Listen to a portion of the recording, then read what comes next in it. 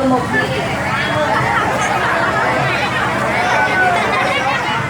dạ học con cháu nghiêm nhầm rồi chú dạ đây hàng tôi dạ rồi chú muối bí bơi mây dạ